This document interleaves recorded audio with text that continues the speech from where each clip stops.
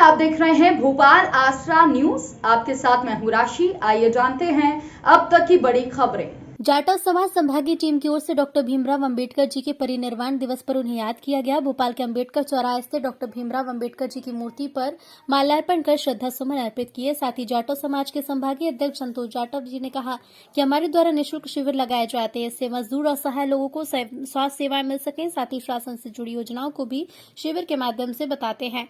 योजनाओं का लाभ दिलाने के लिए भी हम निरंतर प्रयास करते हैं। भोपाल से संवाददाता आशीष द्विवेदी की रिपोर्ट। सभी साथियों को सबसे पहले आप सभी का धन्यवाद। मैं डॉक्टर संतोष जाटव, संभागीय अध्यक्ष जाटव समाज संभागीय समिति भोपाल मध्य प्रदेश। तो आज के दिन सबसे पहले मैं बाबा साहब को कोटि कोटि नमन और सत नमन करता हूँ, प्रणाम करता हूँ। भारत रत्न महानायक आज उनका परिनिर्वाण दिवस है और आज हमारे पूरे देश में नहीं पूरे विश्व में आज उनकी परिनिर्वाण दिवस बहुत काफ़ी धूमधाम से और वो लोग उनको सब भीड़ भाड़ करके और बाबा साहब को याद करते हैं। आज के दिन हम लोगों ने भी एक छोटी सी कोशिश की। भोपाल के अंबेडकर चौराहे पर जाकर बाबा साहब के चरणों पर पुष्पमाला अर्पण की एवं कैंडल के द्वारा हमने उनको श्रद्धांजलि दी। इसमें हमारे सभी साथीगण उपस्थित हुए। जाटव समाज संभागीय समिति के काफ़ी पदाधिकारी रहे रायसेन से, बैरसिया से, तो मैं सभी का भी बहुत बहुत धन्यवाद देता हूँ। और इसी तरह से हमें कहीं ना कहीं थोड़ी गतिविधि करना चाहिए और हम उन महान विचारधारक उनके विचारों पे हम चलते हैं, उनके मार्गदर्शन पर चलते हैं, तो इन चीज़ों को हम कहीं ना कहीं हमारे एक समाज में बहुत अच्छा मैसेज देते इन्हीं देने। सर, जैसा कि देखा गया कि आप समाज सेवा के रूप में भी कार्य किए हैं और एक डॉक्टर होने के नाते समाज सेवा कर ही रहे हैं। आप लगातार आप शिविर कैंपों का आयोजन कर रहे हैं, तो उसका क्या किस प्रकार का शिविर है, किस प्रकार का, थोड़ा मीडिया को बताइए। हमारा मकसद ये है कि हम समाज के साथ साथ हमारा मकसद ये नहीं है कि हम अपनी समाज के साथ समाज का ही काम करें।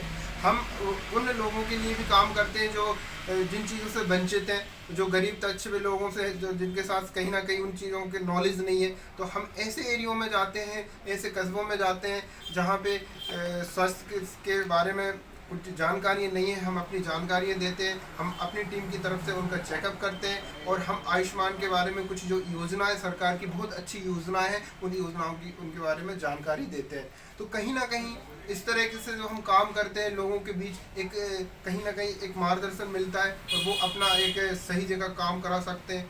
और कुछ ऐसी चीज़ें हैं जो लोगों को नॉलेज में नहीं होती हैं। सर, किस प्रकार के शिविर आप लगाते हैं? मतलब जैसे कि सबसे पहले हम स्वास्थ्य शिविर चेकअप का करते हैं, जिसमें कभी कहीं ना कहीं ऐसे लोग उपस्थित रहते हैं जिन्हें अपने आप में कौन सी बीमारी से सफ़र कर रहे हैं वो पता ही नहीं चलता है।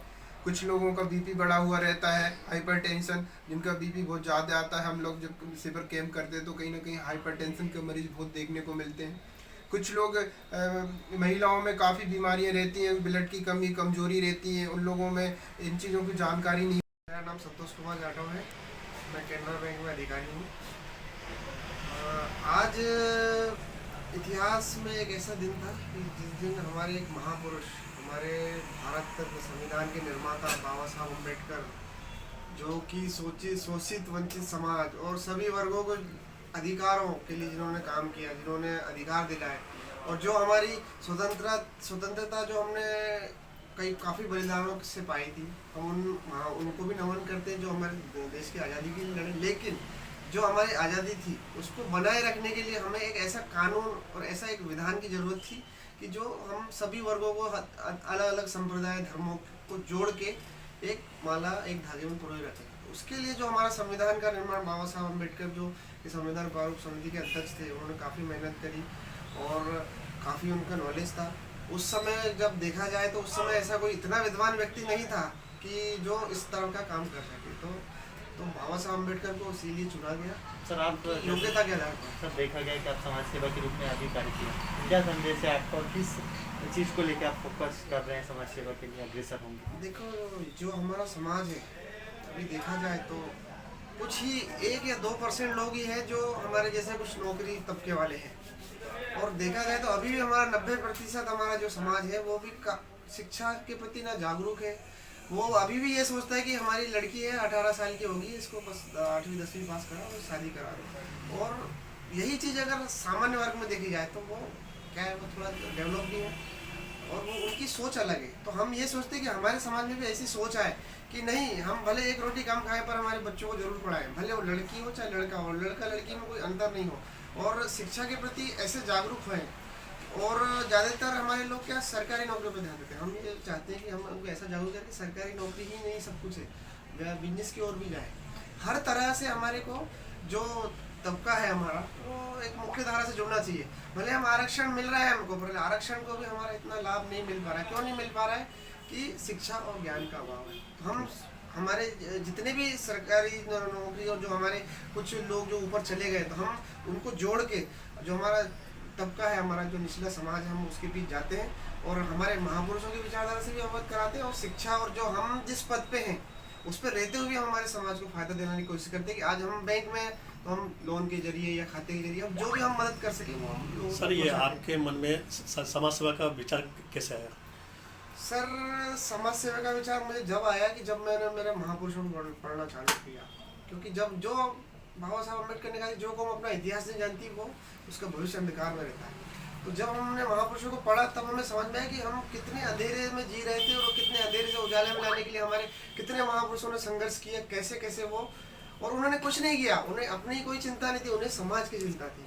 बाबा साहब भी चाहते तो बहुत बड़े कुछ ऐसे बन जाते, पर उन्होंने कानून मंत्री पद पे रहते हुए भी इस्तीफा क्यों दिया? क्योंकि समाज के लिए वो जो चाह रहे थे वो नहीं मान पाए। संविधान तो उन्होंने निर्माण किया पर फिर भी जो कमियां थी तो उसके लिए लड़े वो।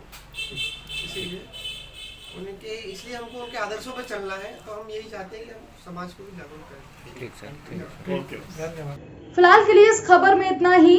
तमाम छोटी बड़ी खबरों की अपडेट्स के लिए आप बने रहिए भोपाल आसरा न्यूज के साथ। और अभी तक अगर आपने हमारा चैनल सब्सक्राइब नहीं किया है तो प्लीज लाइक कीजिए, सब्सक्राइब कीजिए और शेयर कीजिए। नमस्कार।